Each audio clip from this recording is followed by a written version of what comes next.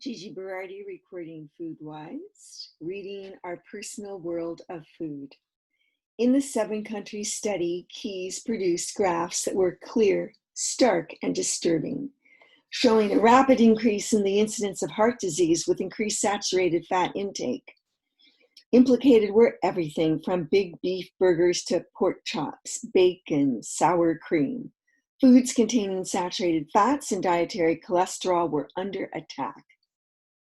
Results were widely accepted by the scientific community, the food industry, and interested people, including myself. The data seemed compelling, and the conclusion even more so. Eat less fat and more plant matter for weight management and health.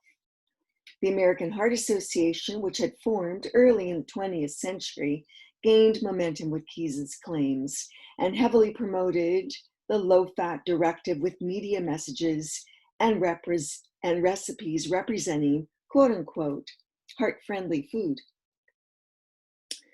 The food industry proceeded to create a plethora of low-fat food products that, incidentally, were also high sugar.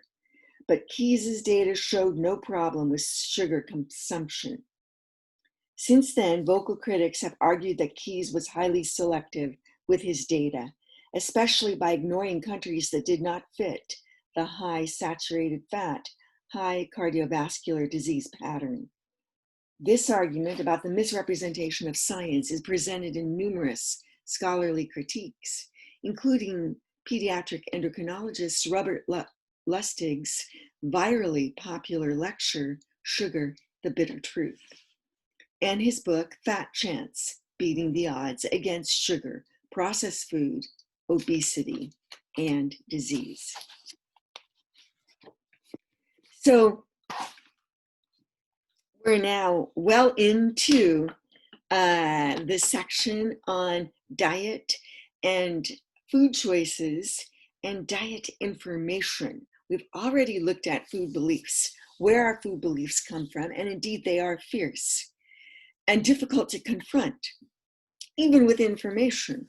But what I'm saying in this section is even the information is hard to find and hard to evaluate.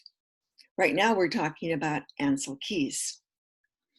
But we're pretty overwhelmed right now at this time, this night, at and during this recording with coronavirus pandemic information. We have a lot of fast information, I guess, like fast food, but what we need is slow information from a variety of sources, of reputable sources, to figure out what it is that we need to do to be safe. And so tonight, an article, the Seattle Times, talking about the mosaic of policies in Washington state for our universities and colleges, public and private, who's doing what, why, and what the ramifications are for school starting this fall.